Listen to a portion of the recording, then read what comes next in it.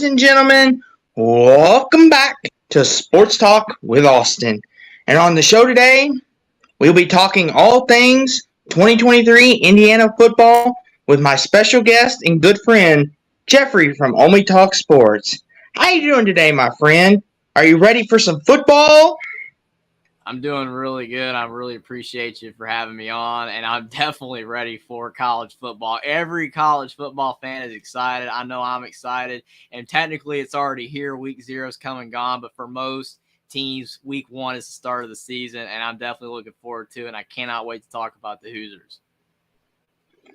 Yes, it should be very interesting. Indiana, they're primarily a basketball school, but who knows? Maybe Tom Allen's turning the corner and making them a football school. Have to be a little optimistic. But with all that being said, speaking of basketball school, a certain Tavion Jackson, his brother, Trace Jackson Davis, who was Indiana's star player for basketball, is now the quarterback at the Indiana Hoosiers. But he's in a little competition battle with Brendan Sobey. Sobey, I think I pronounced that right. So, as a Hoosier fan, Jeffrey, who will win the starting job this year, in your opinion? Who's it going to be? Now, that is a great question, and it's the funny thing about Tom Allen, just the way that he is. He's already announced, privately who the starting quarterback is. They know. They just won't announce to us, which is insane. Most people don't do that. Once they decide, they just go out there and say, hey, we're picking this guy. But Indiana does it where it's private, so we don't know, but they already know. But if I had to pick between the two, I think it's going to be Taven Jackson because he's transferring in from Tennessee. And like you said, he's, the brother of Trace Jackson Davis, the program legend on the hardwood for the Hoosiers. And, now you've got Taven Jackson coming over again from Tennessee, a former 4-star recruit that Tom Allen recruited heavily out of high school, was not able to land him. But, with Tennessee's quarterback situation, having Joe Milton and Nico Iamaleava, there was just no room for Taven Jackson. So he decided to, go to Indiana, the second time around. I just have a really hard time seeing him transferring to Indiana not to start. And I feel like, with his pedigree, he was a 4-star recruit. Brendan Sorsby, he's a good player. He was a 3-star recruit out of Texas. I feel like if he was like a year older than Taven Jackson, he could win this job, but it's because they're the same age. They're both redshirt freshmen.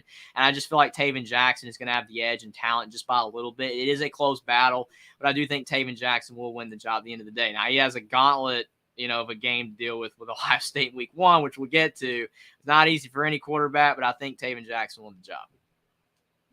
Yeah, I'm glad you brought both of them up. Obviously, like you said, Tom Allen has privately already announced, we're going to pick this guy, but we, the fans, have no clue. Is it going to be Taven Jackson or Brendan Sorsby? Mm-hmm. Now, for you personally, Jeffrey, if you were in the decision seat of Tom Allen, who would you pick? Who in your opinion is the better quarterback? That this is our guy, this is the guy that can lead us to where we want to go, in your opinion? That's a great question. They're both talented, and they both are actually very similar players, which is kind of ironic because, like last season, Indiana had Connor Bazelak, and he was, more of a standstill quarterback. He didn't have really any mobility. And then you had Jack Tuttle that was basically the exact same. He had a little bit of mobility, but it just wasn't really a primary part of his game. And then they had Dexter Williams who could run. And he also could factor into the quarterback rotation because he should be healthy by midseason during this year. So, who knows if he'll factor into the rotation at all. But I think what makes this battle interesting is because they're similar. Brendan Sorsby, Taven Jackson, they both can run, but it's not a primary part of their game. They are more of, pocket passers. They also throw a lot more than they run, but they are capable of running, and they're both the exact same age. They're both redshirt freshmen. That's what makes this so hard because neither quarterback has experience. Brendan Sorsby, he only played in the Penn State game last year for Indiana, and he was like 3 of 8 for like 7 yards and a pick, and that was a tough tall task for him to come in against Penn State when Jack Tuttle was injured. And, you look at Taven Jackson, he came in a couple games for Tennessee when they were up big, and he did throw a touchdown pass or whatever. He was like 3 of 4 for 37 yards and a touchdown. Or I think he had a rushing touchdown. He didn't even throw a touchdown. But they don't really have stats. They don't really have much to go off of. So, I mean, if I was picking between the two, I mean, you're having to look for who has the better intangibles, who has the higher upside. And again, I feel like not just because of the 4-star recruiting ranking and Brennan Sorsby was a 3-star recruiter, not just because of that, but I still feel you bring in Taven Jackson, and if he shows you more of those intangibles, which I think he probably will. Again, I have no idea because Indiana's very tight-lipped on even practices and showing you and stuff like that online. But I do think that Taven Jackson would be my choice as well. Not by much over Sorsby, but just by a little bit. Now, an interesting thing about picking who's the starting quarterback, just for anybody in general, it's always the offensive line. And for Indiana, historically, over the past couple years especially, their offensive line has not been very good. Especially, everyone remembers Michael Penix. Had all the potential in the world. Draft scouts thought he could go first round, maybe even make noise and go top 15 if things went his way. And that was going to be a big win for Indiana, but then has his injuries and then transfers to Washington, has a fantastic season. I just wonder how the Indiana offensive line is going to play into this situation, because what if Taven Jackson lights up the world in his first 2 games, but then the O-line starts to struggle again, or we get some injuries on that O-line, and then he can end up like Penix? Or what if Sorby, same with him? What if he gets a lot of hype going behind him, and then injuries to the O-line once again, and then it happens to him again? It's very interesting. Is that concerning to you, Jeffrey, to know that your offensive line could basically ruin a quarterback, so to speak, like that? As whereas, say, an Alabama, a Clemson, or a USC have really good offensive lines and can protect their quarterback better than Indiana. Yeah, it stinks for a team like Indiana because of the fact that your quarterback is the most important position on the field in most people's minds. I mean, yes, you need all the other positions, but like if you don't have a good quarterback, you don't have a healthy quarterback, then your team is just not going to get anywhere. And like you said, Alabama, Clemson, those teams, they have good offensive lines, and most years their quarterback never gets injured, outside of minor bumps and, bruises. I mean, you obviously had Tua get hurt, but like that's a whole other thing. But Indiana, they have not had a healthy quarterback all season long since Peyton Ramsey in 2018. It's been 5 years. Ever since Penix took over, he always had season-ending injuries. And to be fair, the one year that he got hurt in the Maryland game, I think that was in 2020, it wasn't that bad. He was going out of bounds, and it was a freak thing where he tore his ACL. But the one in 2019 against Penn State and the one in 2021, I think, again against Penn State, both of those he got hit pretty badly. And it was the offensive line's direct fault.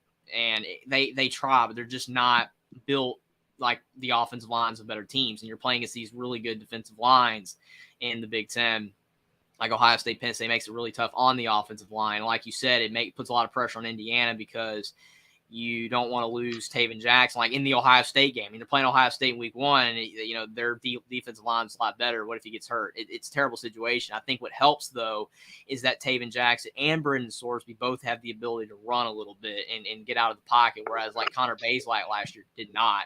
Penix really didn't run that much either, even though he had the great 2-point conversion against Penn State in 2020. I think overall, Tom Allen's really concerned about the offensive line, but I don't really think that whoever he picks at quarterback is directly going to really help or hurt. The offensive line's got to do their job, and Taven Jackson or Brennan Sorsby just have to avoid getting hit as much as possible. And if they do, then they hopefully will be okay. Now, I'm glad you brought up Mr. Tom Allen, because a lot of Indiana's concern is maybe he doesn't recruit well. Maybe he's lost his touch a little bit, and it's just one of those things. Is the trust starting to fall? And maybe they're thinking, oh, our offensive line isn't as good as because of Tom Allen. He ain't getting in the trenches like the Dabo Sweeties, the Nick Sabans. He isn't going out and getting these guys. And that brings up the next question. Is Tom Allen officially on the hot seat? And you, Jeffrey, who are in the trenches of Indiana football, basketball, all things Indiana, what is your take on this? Do you believe if Tom Allen doesn't make a bowl game this year, or at least doesn't show that he's making progression, that he could be getting a pink slip at the end of the season, in your opinion? I mean, if this was almost any other school, if it was almost any other program, I would say yes, for sure. I mean, because his record is 30-40, which is bad. I mean, on paper, that's terrible. But there are some schools where that's not awful. I mean, people talk about how good, David Cutcliffe was at Duke, and he had a 500 record. I think he was actually a little below 500. I mean, you can be at certain schools and that don't have a lot of success and get away with that. I think the issue with Tom Allen is that Indiana fans, especially the ones that started to get invested in football because Indiana is such a basketball school, but they were believing in Tom Allen. And when they had those 2 seasons with Penix, 8-5 and then 6-2 in 2020, when they were ranked and they were winning and they were getting upsets all the time over schools that they haven't beaten in decades, I mean, it was great stuff, and they were getting really happy. And then the last 2 years have just been awful, especially 2021. Penix gets hurt. They go 2-10. He transfers. And then this past year, they went 4-8. They did win against Michigan State, which I really do think that win in particular really has, I wouldn't say cooled Tom Allen from being on a big hot seat this season, but it certainly helped. Like, if they lose 9 games last year, because they started out 3-0 and they just go 3-9, that would have been terrible. But that one win, and then they were playing well against Purdue before Dexter Williams got hurt, that just kind of like showed maybe we're getting a little better. So it kind of cooled that down a bit. But I would say if Tom Allen does not make a bowl game, he's not going to get fired, especially if he's like 5-7. If he goes like 2-10, probably would get fired because he's got a $20 million buyout, which at Indiana is a lot in football. It's not like, I mean, if you're Auburn and you got a $20 million buyout, you're Texas A&M, you're out the door. They're like, okay, we don't care. We're going to pay it, get you out of here, get a new coach. Indiana's different because, again, there's not as much money invested in the football program. So $20 million to get rid of Tom Allen, to probably hire someone that might not even be better, would be a lot for Indiana to do. So he would have to go at least 3-9, 2-10 to get fired. I think 4-8, 5-7, he would make it another year, but it wouldn't be, very good on him. He'd be on a massive hot seat. His seat's warm. It's not cool at all. It's gotten a lot hotter the last couple of years, but I don't think not making a bowl game would be enough to push him over the edge. But who knows? Teams are getting a lot more impatient these days, but Indiana is a rare exception. Now, what I'd like to bring up, and I'm glad Jackson brought this up. Thank you for being here, by the way, Jackson. Maybe Indiana could get Garrett Riley to be the head coach if Tom Allen gets fired. Now, that's interesting. I'm glad he brought that up. So, would someone like a Garrett Riley, who has the pedigree of his brother, look at Indiana and say, I see something special in this school. Tom Allen was great for his time, but I'm going to re-innovate this offense. I'm going to make it special like I did at TCU. Is that in the realm of possibility if Tom Allen is to get the pink slip? Or do you think Indiana's just too old school and they can't be changing their ways? In your opinion, Jeffrey? I mean, that would be a slam dunk hire. I mean, I know that's metaphor for different sport, but I think it would be. I mean, Garrett Riley can coach offense just like his brother. I mean, obviously, with Lincoln Riley, everyone's talking about can he win a national championship and the defense and all that, but they're winning games. If Indiana was able to land Garrett Riley, I mean, even if the defense was just horrible, like Indiana would win games. I mean, they wouldn't be national championship, level like USC, but they'd win games. They'd be a much better team. But the problem is, can Indiana actually lure him there? Could they pay him enough? Yes. It's like Tom Allen's making like $4.9 million right now, which is the most in Indiana football history by a long shot. And he's actually in the middle of the pack in the Big Ten for coaches. He's getting paid a really hefty amount per year. But that was only after he had those 2 great seasons, because originally he was only making like $2 million a year, and they upped that to like $4.9 million or whatever.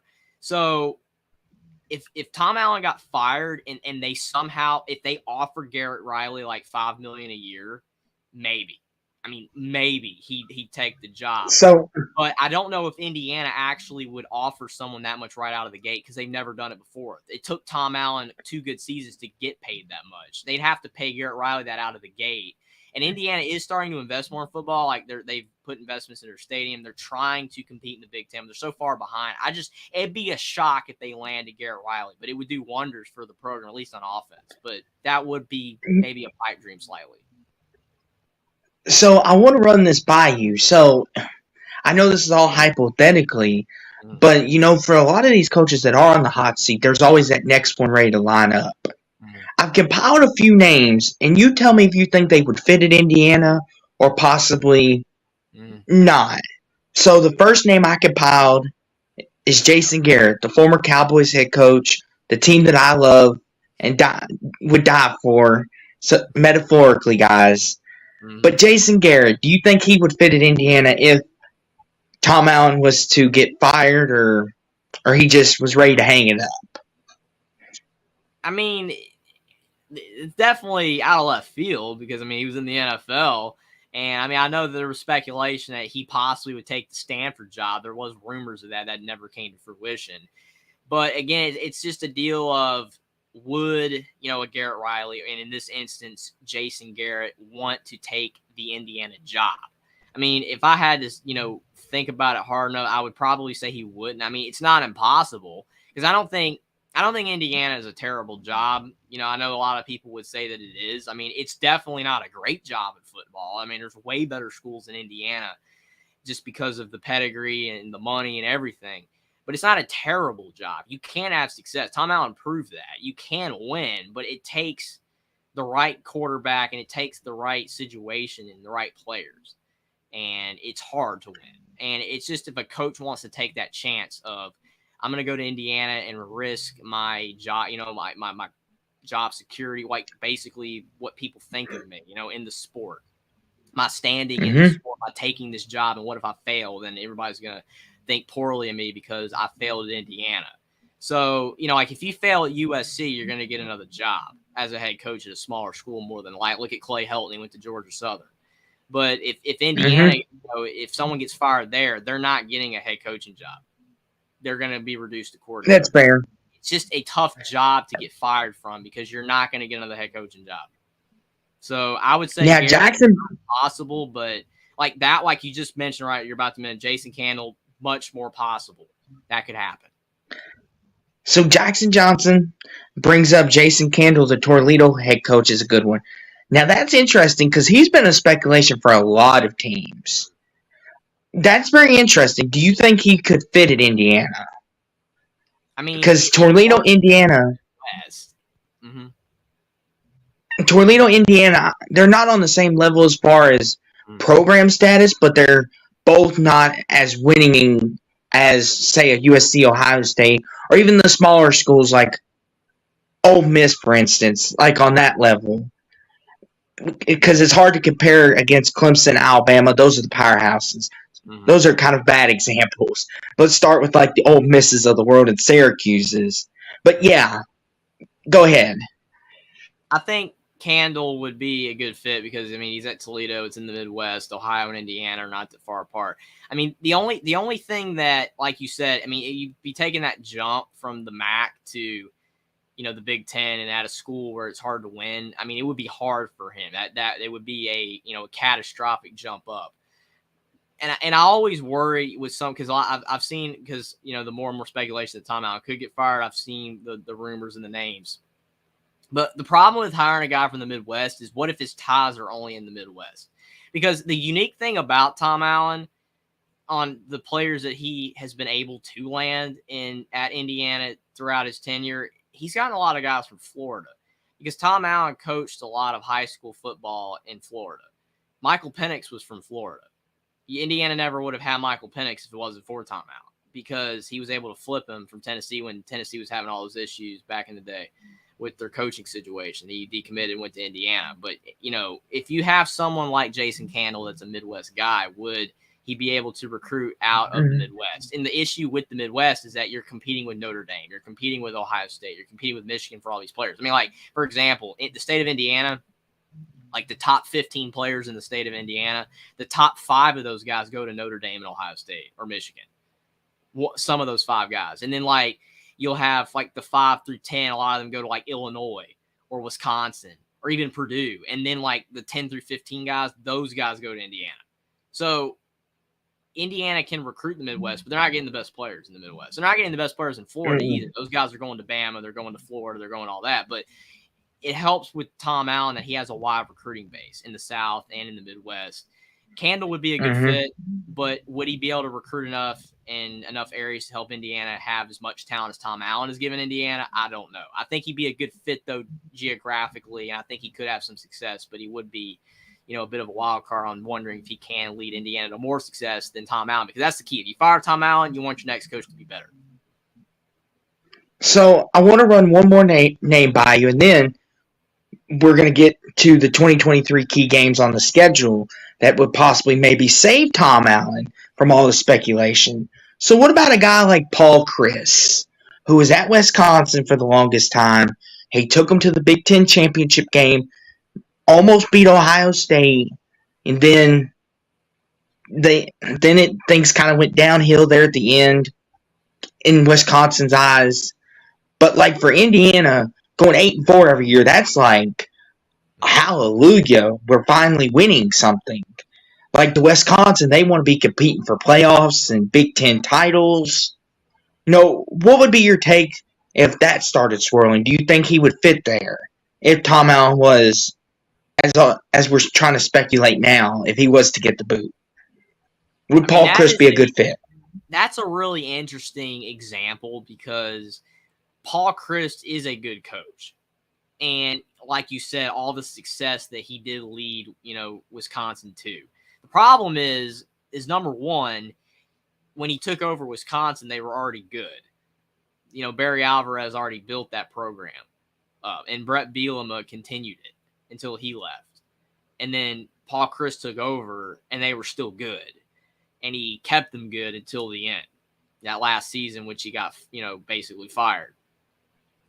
The problem is that Indiana's not in that position. Indiana's not good right now. So if Tom Allen got fired, could Paul Chryst build Indiana up to 8-4?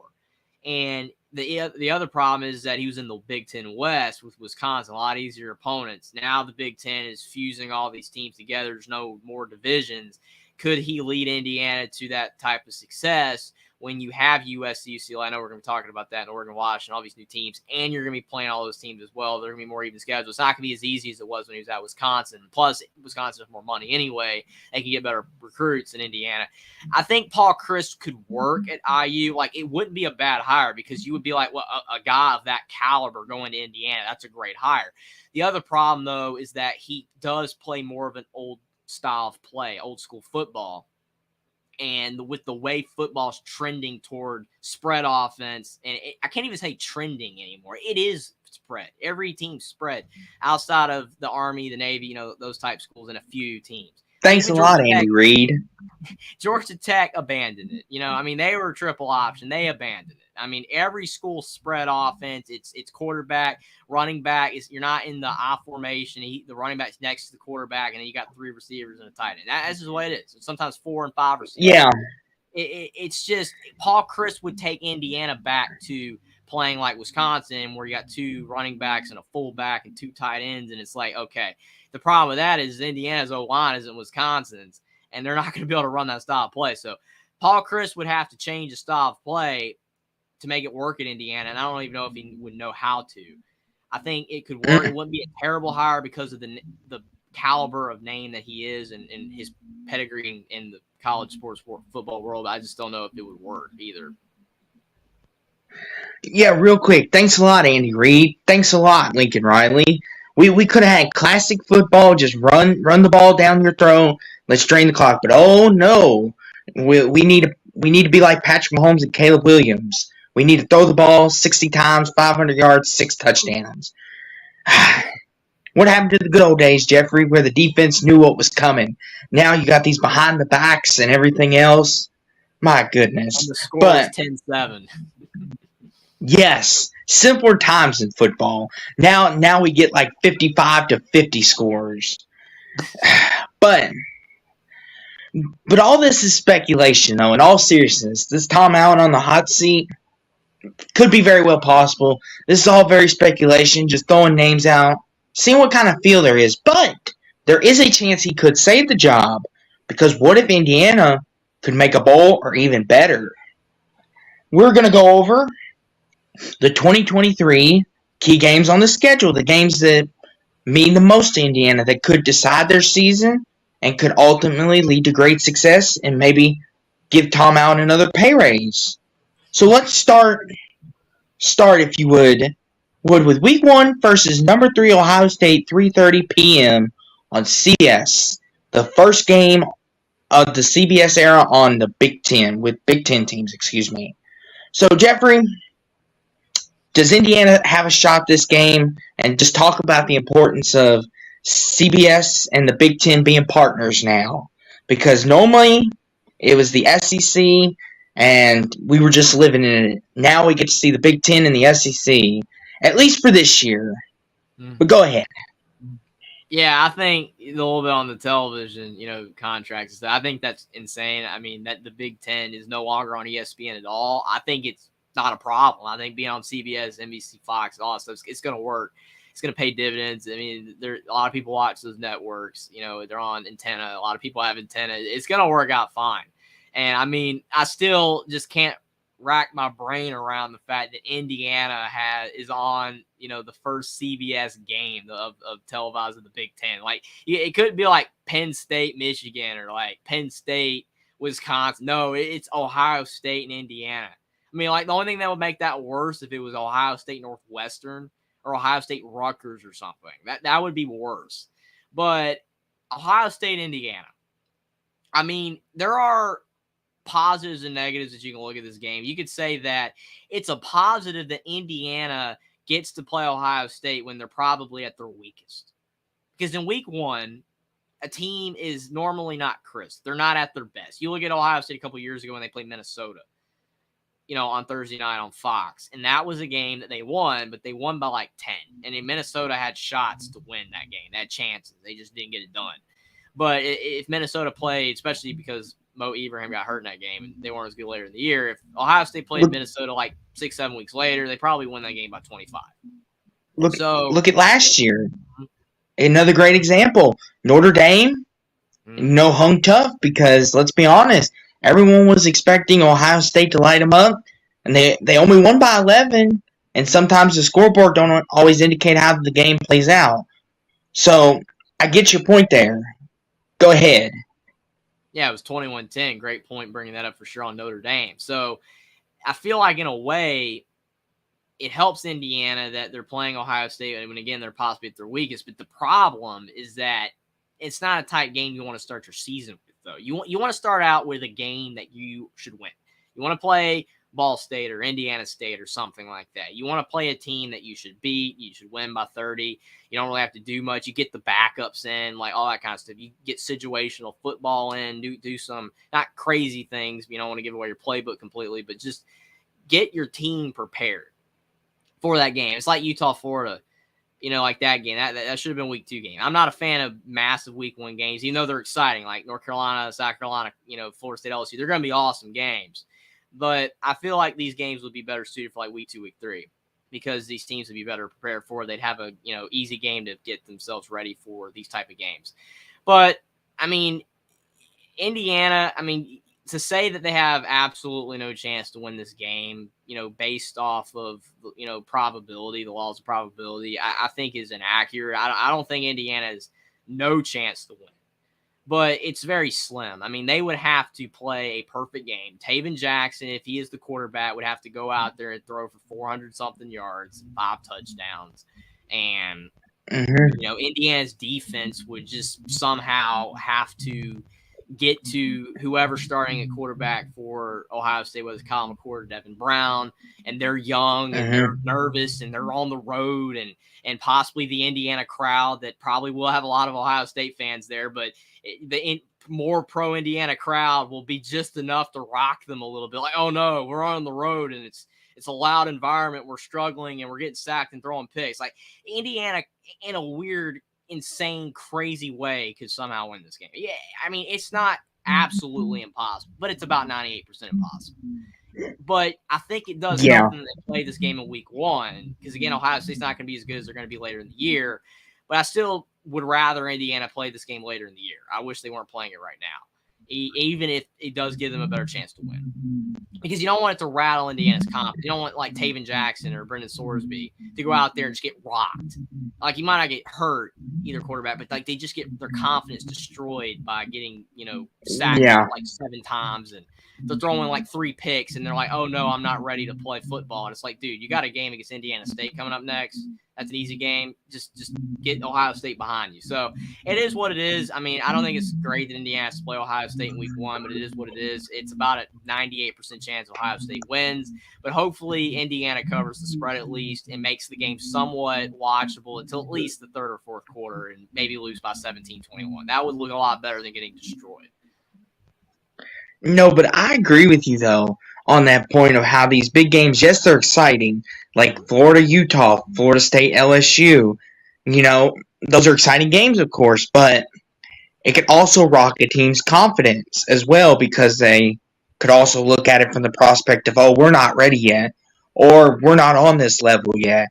And especially coming back to Indiana, now if they were to play, say, like you said, Indiana State first, and then, oh, let's play Ohio State, then maybe there'd be more confidence. But let's just say for the sake of argument of this, Taven Jackson or Sorsby those 3 picks and gets a pick 6, and it's like their confidence is a little shaken, and that could go into next week, and then go in the week after that, and then it's just a downward spiral.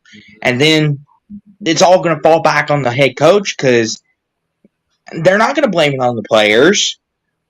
Nope. This isn't like the NFL where if Patrick Mahomes has a bad game, they're going to blame it on him. They're going to blame it on him more than they are Andy Reid.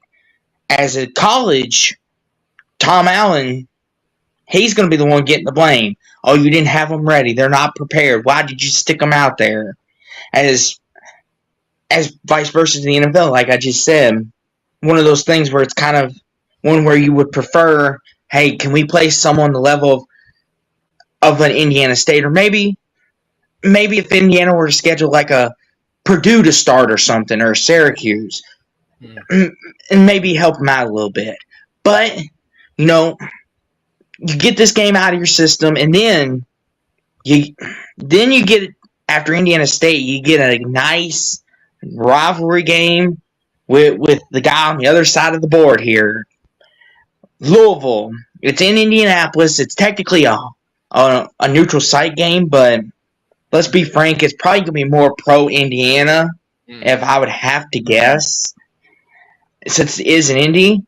Although Louisville fans do travel when we're close, but week 3, 12 p.m. on the Big Ten Network, not on ESPN, not on CBS, not on Fox. You got to have the Big Ten Network to watch this classic. Jeffrey, I know everybody is looking forward to this game, especially me and you. What's your first take on this game?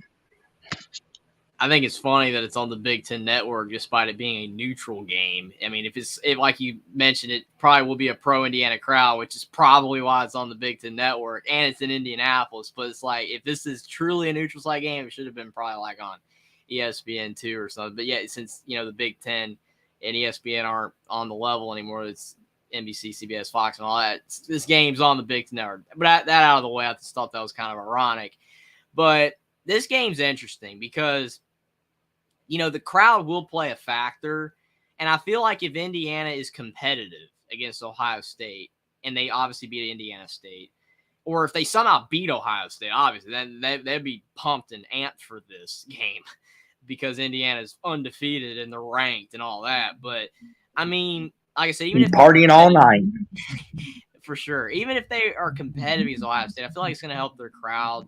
And the crowd will play a factor because, again, there's going to be a lot of people there. And when you have a neutral site game and you do have, the leaning of the crowd, it makes a big difference.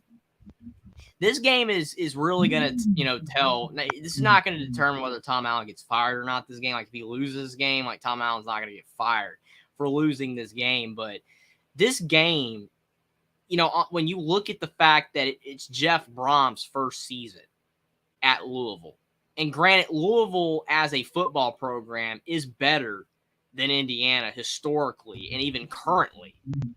But Mm-hmm.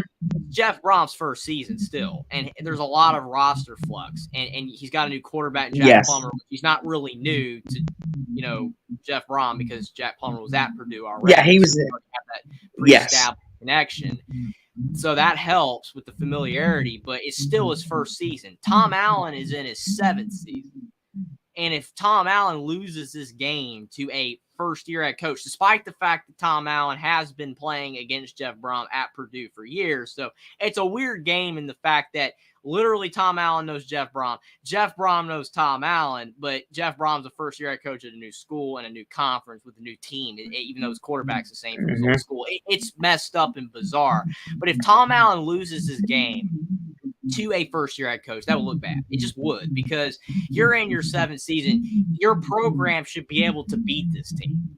Like, you don't want to think about it that way, but, like, if the shoe was on the other foot and Indiana had a first-year head coach and Jeff Brom was in his 7th season at Purdue or Louisville, they're probably favored by a massive amount versus Indiana if it was the roles reversed. But Tom Allen's the veteran head coach here at the school he's at. Jeff Brom's a veteran head coach, but not at the school he's at with the new team with a lot of roster flux. Indiana should win this game if you look at it that way. But it's probably going to be a pick'em game. I mean, maybe Louisville will be favored by like 1. I don't really know. It probably will be a pick'em.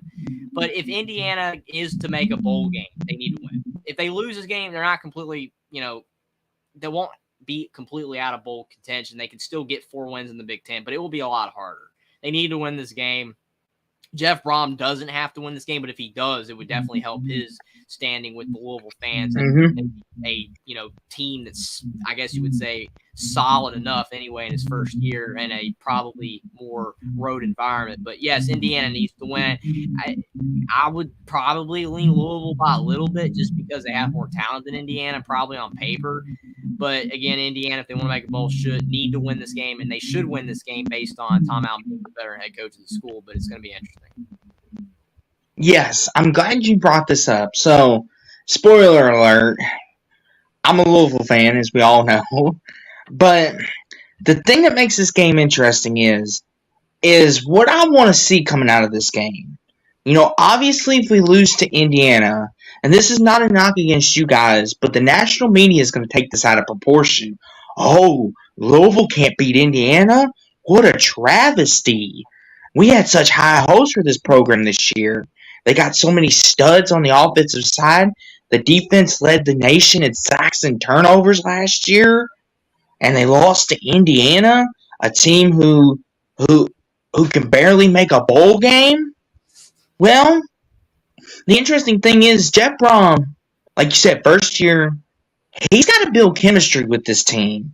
It'd be different if it was Purdue and like you said, they would know each other.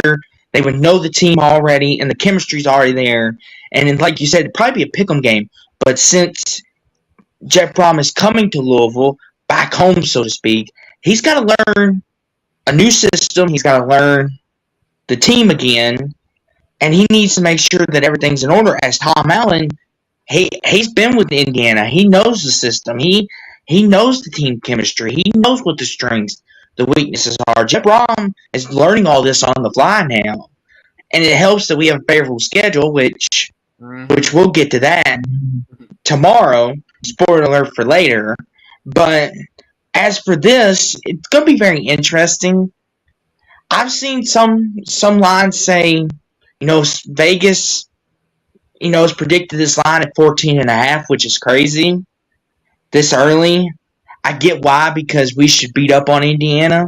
But I've also seen lines where it's a pick'em game, like you said. It's very interesting.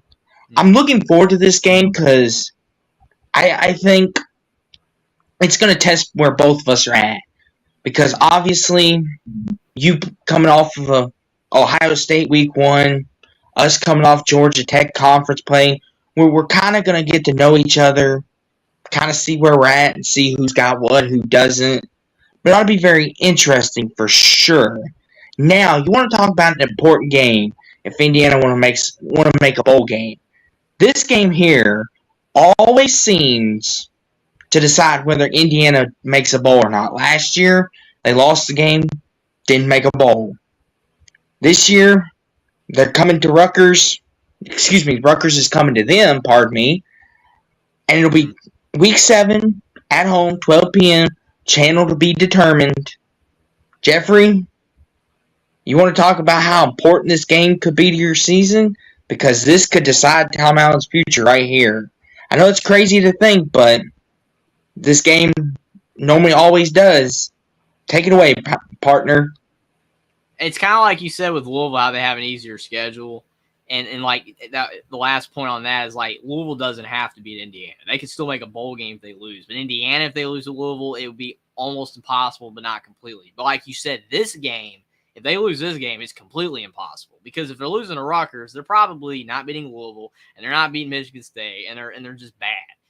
And last year they did lose. And granted, it wasn't Piscataway. They had a home crowd. You know, there was people there, and it was a little raucous, I guess. I mean, in Indiana, to be fair, I mean, Connor Bazelak was playing it in that game. And Indiana's offense, I felt when Dexter Williams came in against Michigan State and he was running the football, and Indiana actually was running more of an option like Georgia Tech back in the day in the Army Navy. And it was weird that Indiana like almost went to like a Paul Chris style in a way, but it was kind of spread. Like you had receivers everywhere, but you were running up them. It was weird, but it worked. And it was also snowing, so it was a fluky game. But against Rutgers, Connor Bazelak was playing, and again, with him not being able to run, and Indiana's offensive line at that point in the season was horrible. It got a little better by the end of the season because they fired their offensive line coach, and they had an intern that actually did better than the guy they had. So they actually improved on the O-line toward the end of the season. But in that Rutgers game, I think it was the last game that they had the old offensive line coach, and they fired him after that game. And it was terrible in that game. Connor Bazelak was getting sacked left and right. And then Cam Camper, Indiana's top wide receiver last season in receiving yards, despite the fact he only played like 7 games and he still led Indiana in receiving yards. It's just awful, but it is what it is. The receiving core wasn't that good outside of him last year, but he tore his ACL in the game against Rutgers. And they were winning the game when he got hurt. And when he got hurt, Connor Bazelak didn't have anyone that he was really trusting to throw the ball to, and they lost. It sounds like excuses, but it does play a factor. And Indiana did lose to Rutgers, and that ruined their bowl chances. Because, like you said, if you're going to make a bowl, I mean, you got to beat the bottom dweller team in the Big Ten East. I mean, if Indiana Rutgers are competing for wins, and you lose to each other, you're messed up. So I feel like Indiana's talent's better than Rutgers. I mean, I'm sure that there are some Rutgers fans out there that would probably say that Rutgers has more talent than Indiana. I don't think that's necessarily true, especially considering the amount of transfers Indiana brought in. They did a good job in that regard, and we're going to talk about some of those players in a few. But I do feel like Indiana has more talent than Rutgers this year. This game's at home, and that helps. And Indiana usually beats Rutgers when they're at home. They usually beat them on the road, but Rutgers is better than they used to be. They're not the Chris Ash Rutgers where they were getting beat 50-0 against everybody. They actually can play to an extent now. So it should be I guess you would say, fairly competitive game. But if Indiana wins this game by 7 or loses, then they're not very good. I feel like Indiana should win this game by at least 10-14 or more. If they win like that, then they're pretty solid. But they have to win this game, and they should. I think they will this year. Now, let me ask you this before we move on to the next game, which will be very interesting. Is this Tom Allen's deciding game, so to speak? Let me elaborate just a little bit for the audience out there and possibly you. If Indiana's at a point where they're saying at 3 wins by this point, they're 3-3, and he loses this, is Indiana ready to give him the boot, or do you think they stay patient with him? Because, we're only 3-4, but then you look at the rest of the way, you still got Penn State on there, you still got Illinois, you got Michigan State, which we'll get to. We'll talk about that game. What's your take on that? Do you think it's almost, like you said, a must-win to save Tom Allen's butt from getting cooked? I mean, I would say it is. I mean, even if he doesn't get fired this year, like if he loses his game and he doesn't get fired, it probably will eventually lead to his inevitable firing eventually, even if it's next year or the year after that. I think that this game does matter. I wouldn't say it's like an absolute make or break game, but to your point, the more you look at it, if Indiana loses this game, there's a pretty good chance they're not beating any of the other teams that they play after this game. They're not probably going to beat Michigan State. They're probably not beating Purdue. They could theoretically win those games still, even if they lost the game. Like if they just played bad in this game and then played better. I mean, apples to oranges. Everything's not on paper. Stuff happens. You lose games that you should win. It happens all the time. But if Indiana loses this game and they just don't look good in it, then yeah, I mean, they're probably not really beating anybody else. And Tom Allen, his seat gets a lot hotter. And even if he doesn't get fired this year, he could eventually get fired. So yeah, I would say winning this game would definitely help. Him not getting fired, it would definitely help. Like, just don't lose to Rutgers at home, and you'll be a little less warm. Now, this next game, speaking of coaches, is very interesting. We have a new addition to the Big Ten. Mr. Week 9, Mr. Luke Fickell and the 19th ranked Wisconsin Badgers are coming up to play the Hoosiers. Now, there's a lot of intrigue with this game.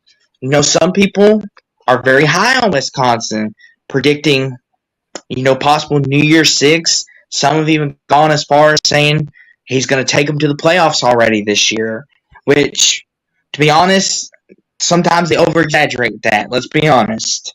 I don't think they're quite there yet, and there's some that's saying they're not going to make a bowl this year because he's still got to learn the offense.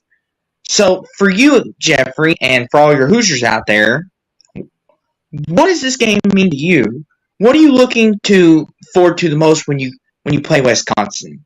Are you thinking maybe there's a win here, or just to see how Luke Fickell can hold up against maybe, say, the bottom half of the Big Ten? What's your take on this game? I mean, I treat this game very similarly to Louisville game, because even though Wisconsin is definitely in most people's minds, a better team than Louisville, they both have a first-year head coach, and they also have a coach that Tom Allen's faced before, because Indiana played Cincinnati twice in the last couple of years, and Luke Fickell was at Cincinnati. So, I mean, obviously, Tom Allen doesn't know Luke Fickell nowhere near as much as he knows Jeff Brom, because Jeff Brom they play every year at Purdue, but he does know Luke Fickell because they play twice.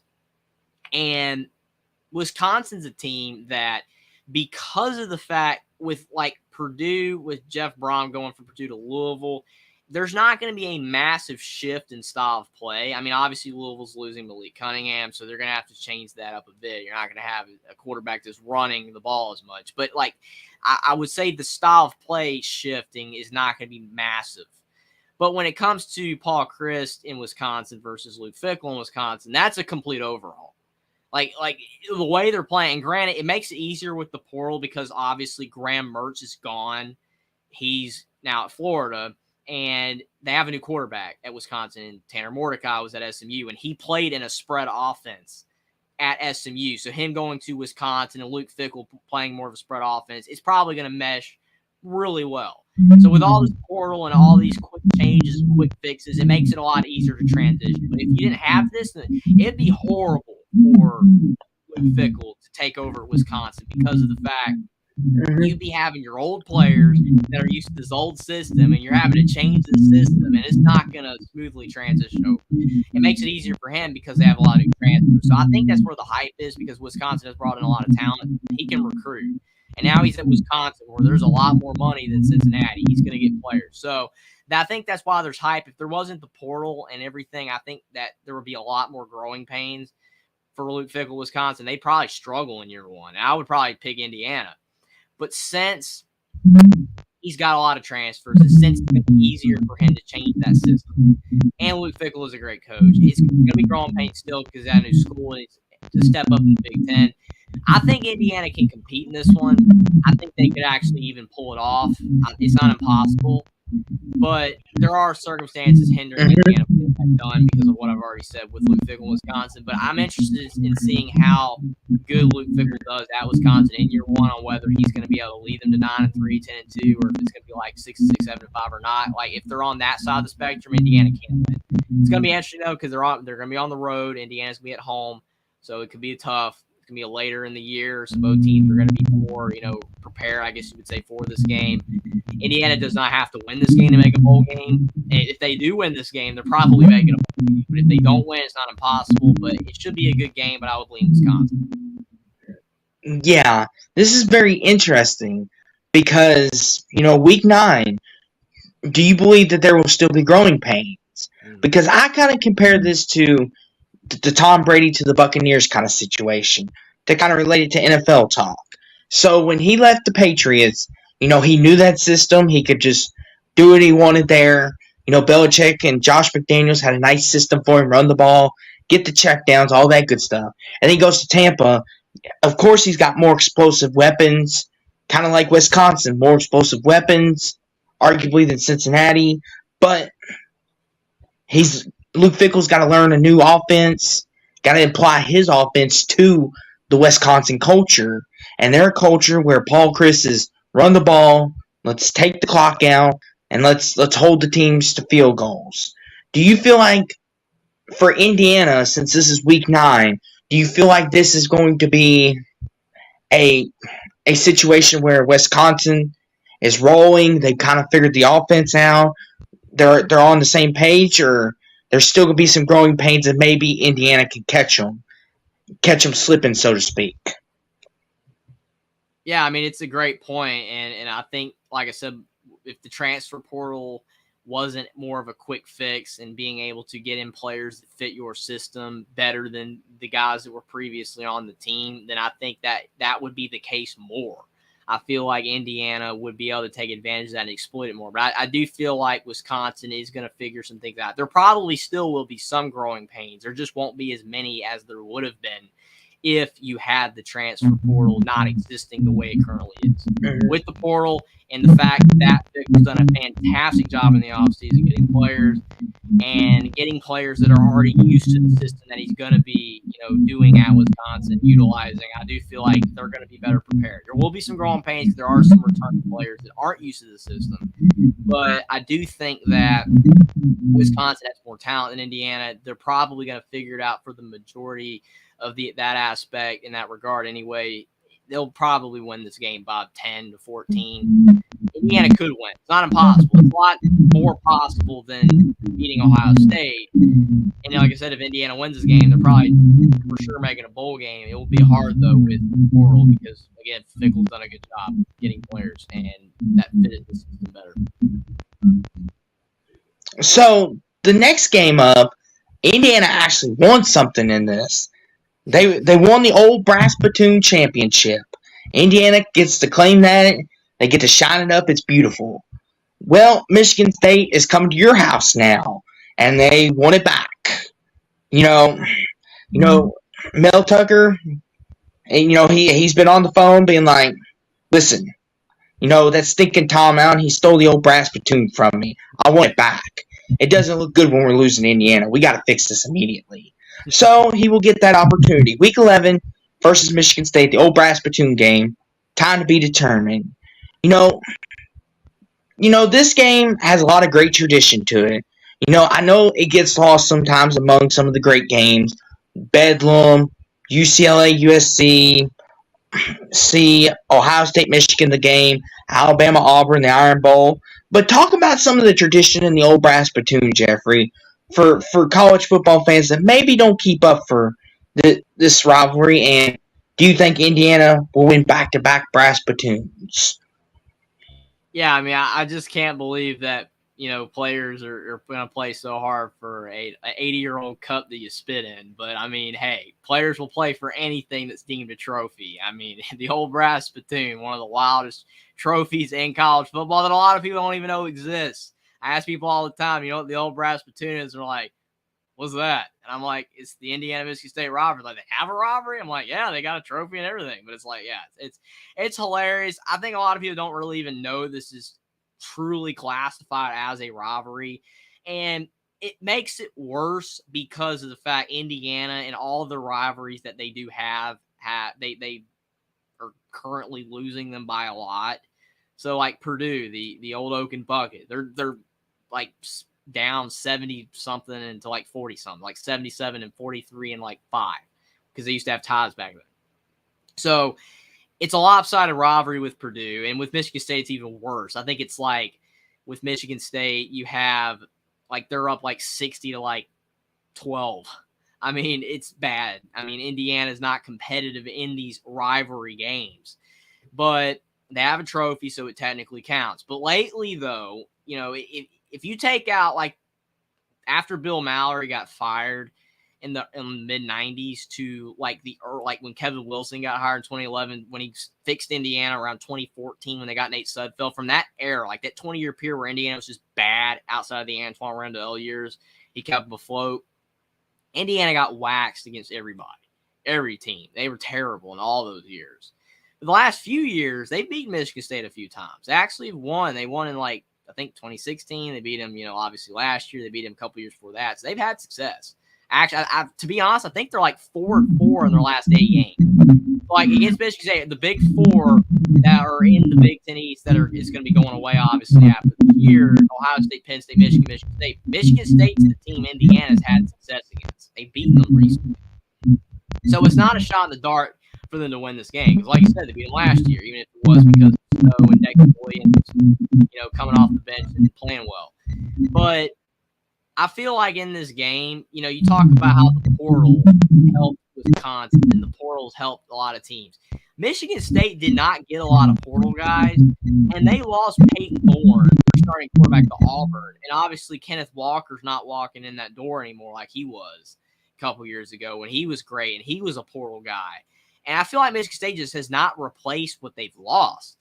And there's people thinking that they might not even make a bowl game this year. So definitely if Michigan State is being talked about as a team that's not going to make a bowl game, then that means it's a team Indiana can beat.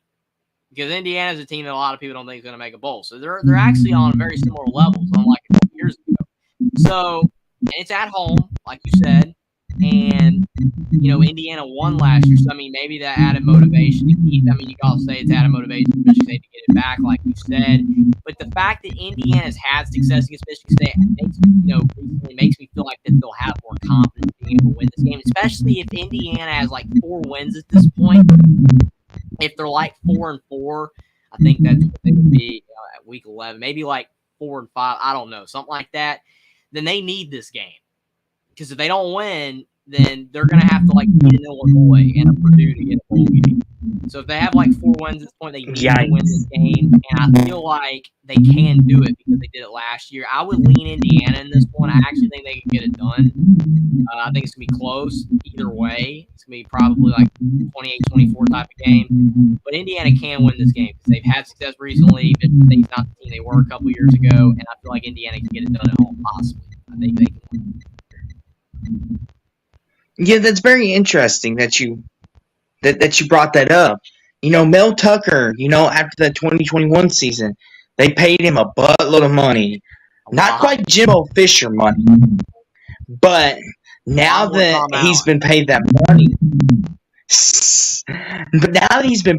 money, it kind of almost makes it like when he has a season like he had last year, you know, we all acknowledge Kenneth Walker.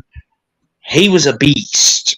He could run on any defense you put in front of him. We understand that part. But for Mel Tucker to not beat Indiana, that was kind of like a wake-up moment, like, oh, crap. Are we going down this road now?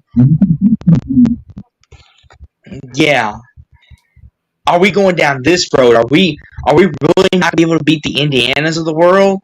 Are we really going to start this trend? So it's very interesting.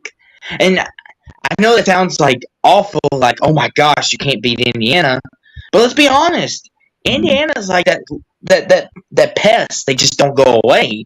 You think, oh, I slapped them once, and they're gone. And oh, they're back again. And it's just like with Michigan State, it seems like they've kind of been a thorn in their side. like they've kind of been able to upset them more than they have the other teams. Michigan, Penn State, Ohio State, those kind. But with all that being taken into consideration, Jeffrey, and all the games that we've mentioned, do you think it'll be enough to muster a bowl season? And will Tom Allen be possibly celebrating a bowl win, in your opinion? Yeah, this is definitely a question that is on every Indiana fan's mind basically every single year. Will Indiana make a bowl game? Because for a lot of teams, it's going to be, what bowl game are we going to? How good of a bowl game is it going to be? Are we going to make the playoff? But for Indiana, it's just making a bowl game and trying to win it.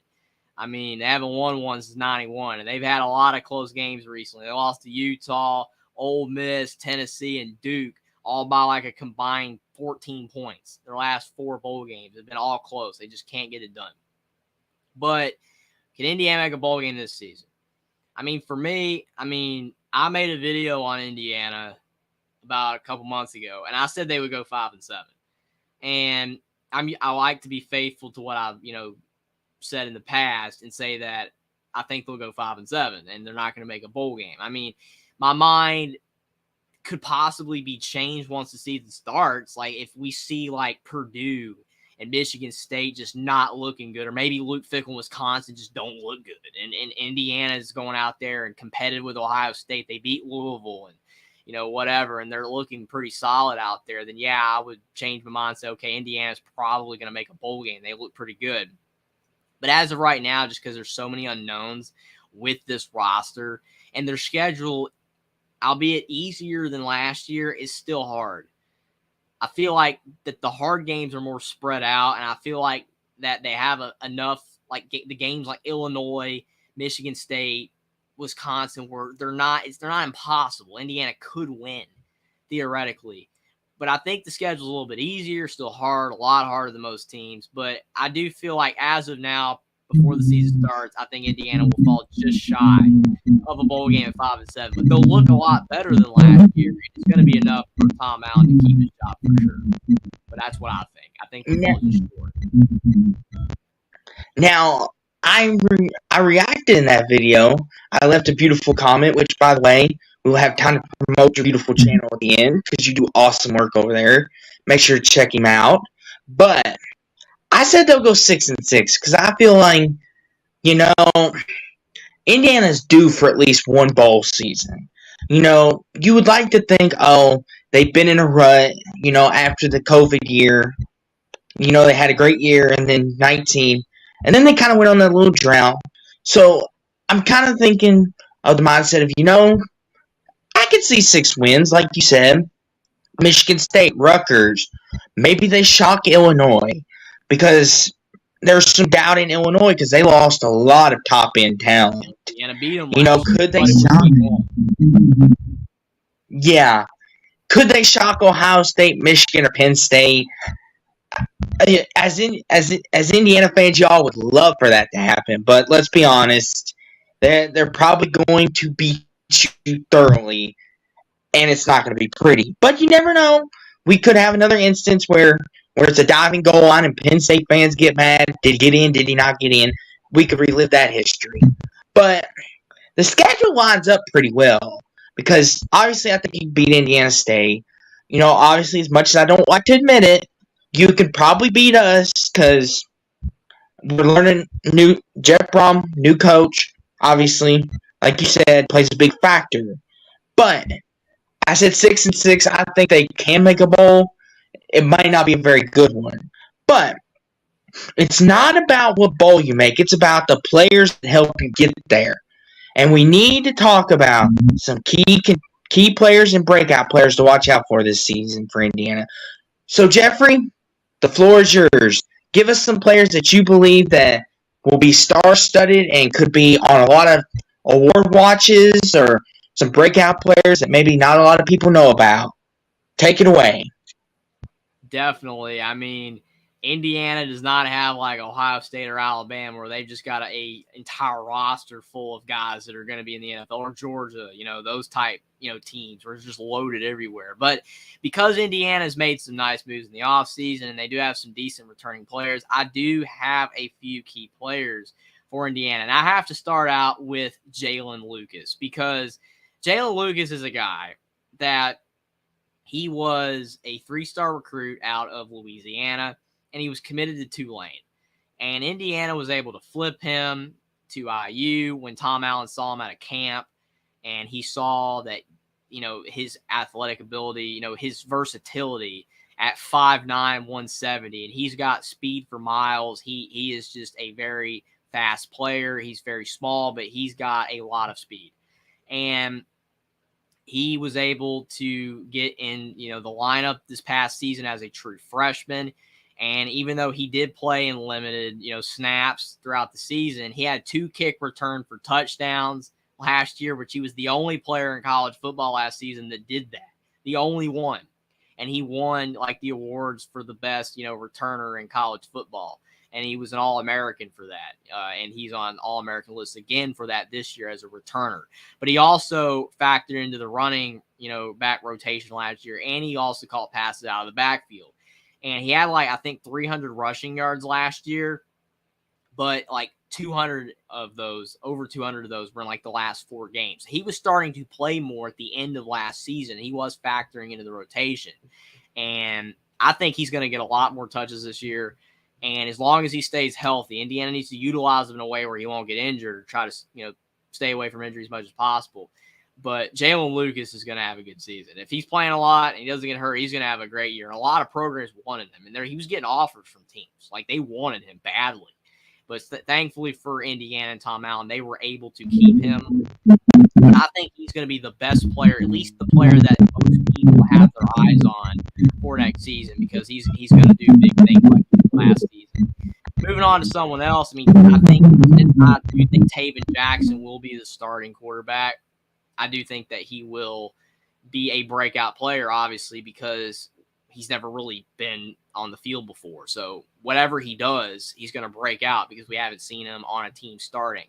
And I think he's going to play well. I think he's going to have, maybe more picks than people would like him to have, but he's young. He's going to make mistakes. But I do think, taking that Ohio State game out of it, I think he's going to play well against most of the teams in the Big Ten that Indiana's on the level with, like Rutgers. I think he's going to have solid games against teams like that. I think he's going to play well, even though he's young and he is very unproven. I would say another example of a breakout play, I'm really wanting to see E.J. Williams, wide receiver, because and I know stars aren't everything, but he was a 5-star recruit when he went to Clemson. And he actually played as a true freshman at Clemson, and he played well as a freshman. He just never really cracked into the rotation ever again. I don't know if his work ethic wasn't all there or what. I don't know. He just, for whatever reason, Dabo Swinney did not really play him much anymore, and he fell into the bench at Clemson, and he transfers to Indiana. But he was a 5-star recruit, and he's got talent. And Indiana does not get 5-star recruits every day. They just don't. And former 5-star recruits. And I think he could be really good if he gets it all together. If he just finds that talent that he had out of high school and in his freshman year at Clemson and utilize that at IU, I think he could really break out. I even think Cam Camper as well at wide receiver could break out even further. He was really solid last year, leading receiver for Indiana, and he tore his ACL. He's going to be back in week 1 against Ohio State healthy. I think he could even be better than last week. Offensive line, I think the work will be better. I don't think anyone's going to necessarily be a breakout player, but I do think the O-line will improve somewhat. Now, Cam Campers is pretty interesting. I've seen a lot of scouts, compare him to an Adam Thielen type, which is kind of interesting, because he's not a big guy, but he's seems like he got that comparison because he's reliable. You throw the ball his way, more than likely he's going to catch it. I think that's a good comparison. I think he's definitely one. I'm scared to death of him because I feel like our safeties and corners, they're not as good as as the Jairs of the world. We haven't had that good in a while. And I feel like with his speed possibly factoring in, him and Jalen Lucas may terrorize our corners and safeties. I'm not looking forward to that. I just hope y'all run the ball and don't throw the ball whatsoever. And we'll never have to worry about this. But go ahead, Jeffrey. I just thought I'd throw it in there because that was an interesting comparison I saw. And compared him to Adam Thielen. Oh, you're good. I think that's an interesting comparison for sure. They're pretty similar. I mean, Cam Camper, he's not the tallest guy, not the biggest guy, like you said, but he has great hands and he runs good routes. And he was from junior college. I mean, he transferred from a junior college. Like, no one was looking at him. And he goes to IU and he plays well last year. Unfortunately, he gets injured out for the rest of the season. But he's going to be back. Hopefully, he'll get back to what he was last year and even improve on that. But, yeah, he's definitely a solid player for sure. But then, like, to go over to the defense, like I said, O-line, I just don't really see any standout player that's going to, like, improve substantially. I think the group will get better because they have a new offensive line coach and Bob Bostad, who's from Wisconsin. I think they'll be better on the O-line, just not like a certain player that just comes out of nowhere and he's suddenly a first-round draft pick offensive lineman. To go over the defense, I feel like Aaron Casey, he's not really a breakout player, but he's a key player because you have key players as well.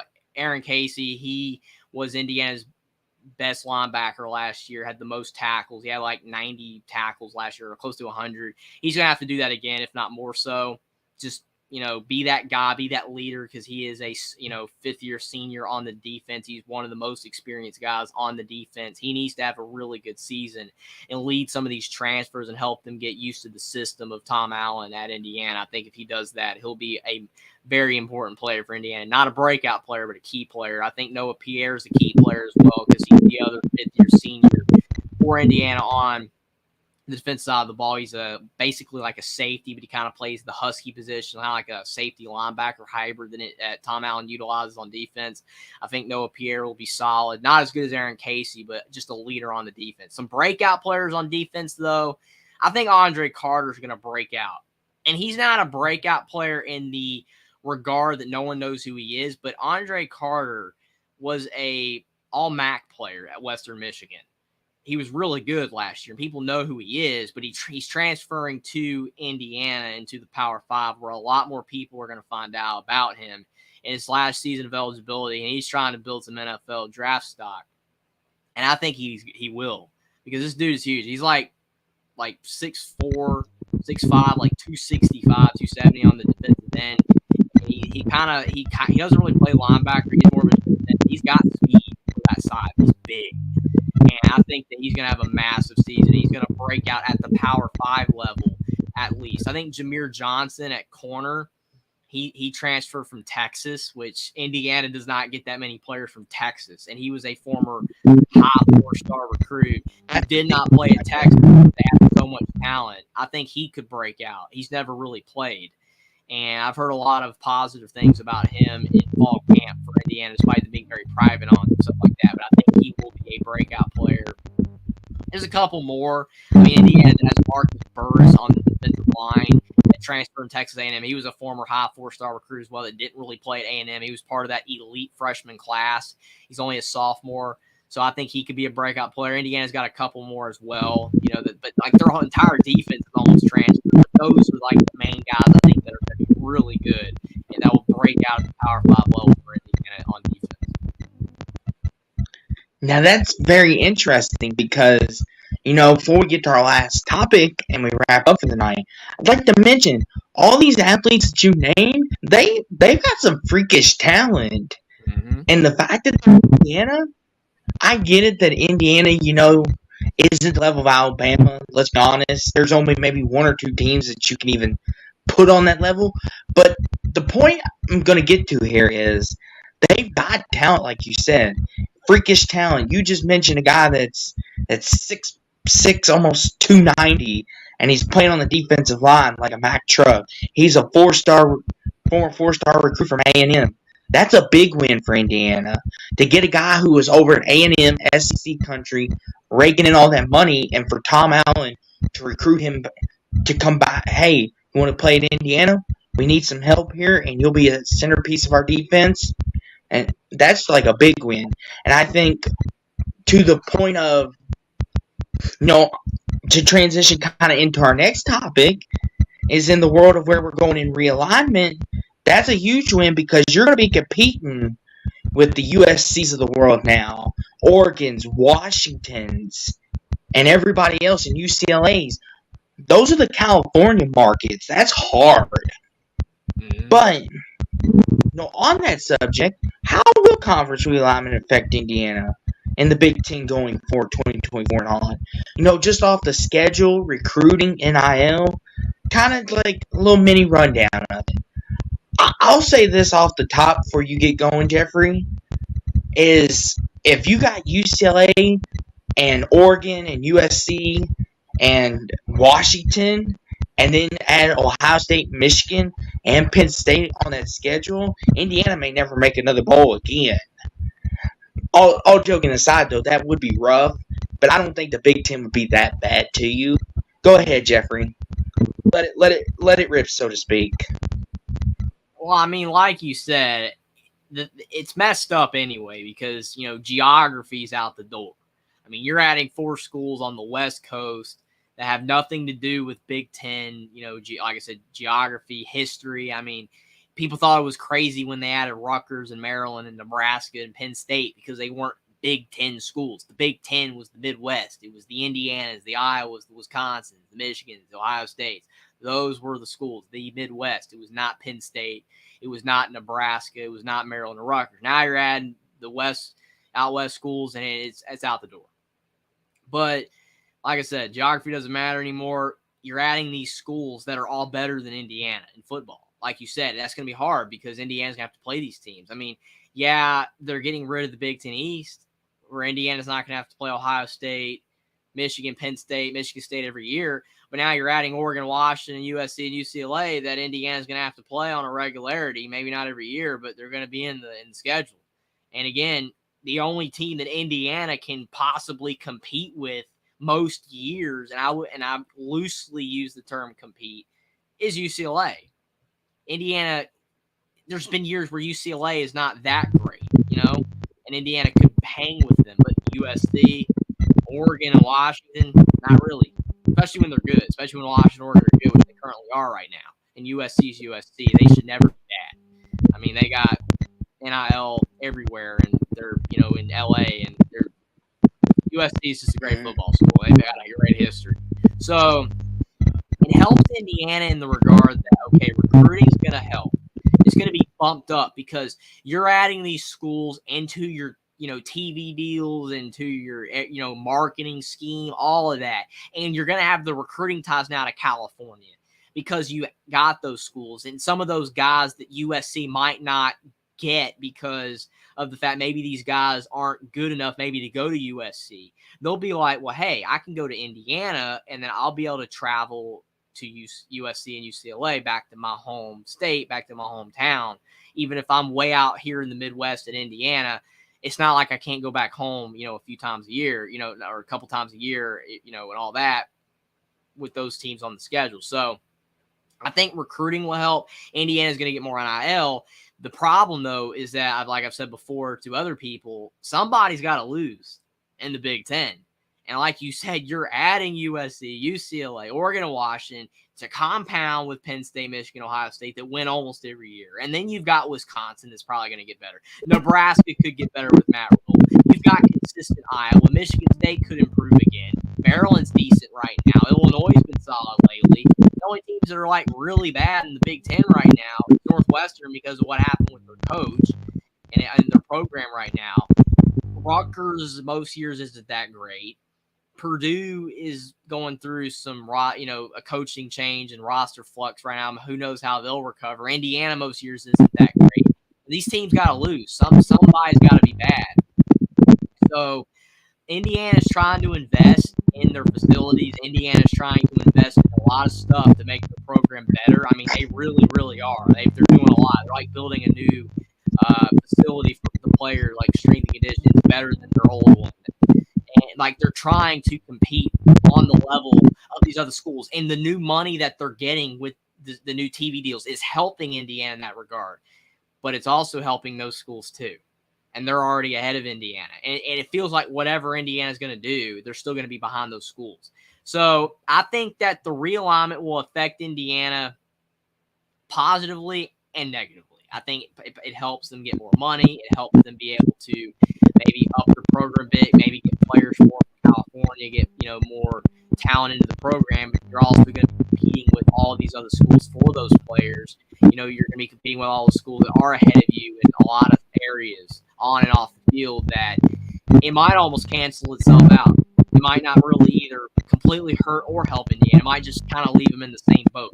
So realignment's interesting. It's crazy. The Big Ten will never be the same. College football will never be the same. But one thing for sure, if Indiana is not able to build their football program really soon, once these teams come, it's going to probably make it where Indiana's going to continue to be one of the worst teams in the Big Ten for years to come. They're going to have to find a way to break out of that. Yeah, that's going to be very interesting, like you said, because we're adding all these teams. And it's just, especially with the NIL and media rights, one thing I want to touch on before we get out of here about this is, next summer the NCAA 24 game's coming out. And there's a lot of players already saying, oh, we're not going to be part of this. Oh, no, we want big money. We want this. If you're a big video game player, it kind of sucks because you won't get to throw the ball with Caleb Williams as much. You'll use some generic quarterback called Bob Joe Blow off the street quarterback. He'll be thrown to someone that we don't know. But how it translates into this is it's going to be the same thing. Like, oh, Indiana, we want to use you for a commercial with UCLA and Wendy's, for instance. Crazy example, but you get where I'm kind of going.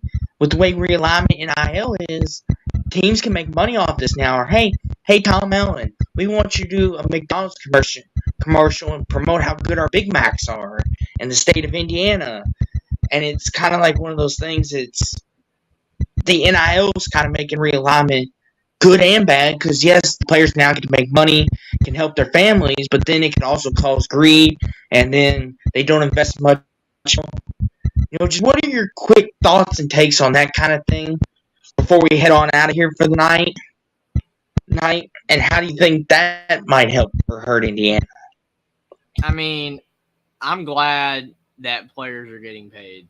I think that they work hard. I mean, obviously, I know a lot of people say that they get a scholarship, they get a lot of stuff, but I mean, getting paid is not a bad thing. But NIL is name, image, and likeness, and that's what it's supposed to be. And if you're a famous player like Caleb Williams, your name, image, and likeness is going to speak for itself because you're one of the biggest names in college football. And there has to be ways, I don't know if it's ever going to happen because nothing's being done about it, but there's got to be ways where you can allow like Caleb Williams to profit off of himself, his name, image, and likeness in ways that it's not conducive that he has to be at a program like USC to get it. Because that's a big issue. Like the top schools, they've got the NIL. And that's why these top players go. I mean, obviously, top players always went to the bigger schools in the past, but it's becoming more so. And, like, if a really good player is on a bad team, then better teams, with more money are going to want that player. Like I mentioned earlier, Jalen Lucas, it was publicly out there that he was getting offers from a lot of schools, especially in the SEC, to go play for them. And he decided to stay at Indiana because he talked with Tom Allen, and they had to work it out. Like, it was a big deal. And, like, what if Indiana lost Jalen Lucas? Like, the little bit of hype that Indiana has for this year is in part because of him. What if he's gone because he goes to LSU? Because LSU's got 3 times the NIL, 4 times the NIL. That's the problem. NIL, I don't have an issue with it at all. They deserve money. And when you're good and your name, image, and likeness is high and people know who you are, there should be ways you could profit off of that. Like, you sell, like, T-shirts, like a brand, something. But, like, the way NIL currently is, it hurts schools like IU because they don't have it. They don't have as much NIL because the school just does not focus on football. I mean, Ohio State, they focus on football. Alabama, they focus on football. Indiana, like you said earlier at the beginning of this live stream, they are a basketball school. They do not focus on football, and that's why they don't have the investment in it. They don't get the top players. They don't get the top coaches. Louisville's a great example. We've been good at football, but most of the time we invest in our basketball because we have more history there. We win more often over there. Just kind of like with you guys. You all are starting to invest in football, but most of it's going to your basketball because you got the history, you got the titles over there. And a lot of our fans, we could throw ourselves in this boat in Kansas. Lance Leopold, not to go too far off, but Kansas football is finally becoming something of relevancy, and some people are very high on them now. But they've been primarily a basketball school. All the money goes to their facility. Basketball, Indiana basketball, Louisville basketball, Kentucky basketball. It just goes on down the line. Then you look at schools like Alabama, Clemson, they're football. Like you said, Michigan, Ohio State, primarily football. They've been good in basketball, but that's I agree with you on that. That's where it gets a little tricky because football schools are gonna get the most money, and when you're name brand like Ohio State, Michigan, Penn State, you're gonna get all the money. You're gonna get all the players. But when you're like Indiana and the Marylands, and you're not a name brand, or even Louisville in football, we're not. Lamar Jackson, what made us famous? Let's be honest. Love my team to death, but if it wasn't for Lamar, we probably wouldn't be considered a name brand much either.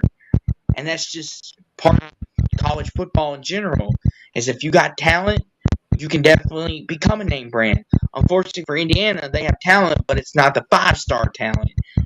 Tom Allen has to turn them into talent, just like many players.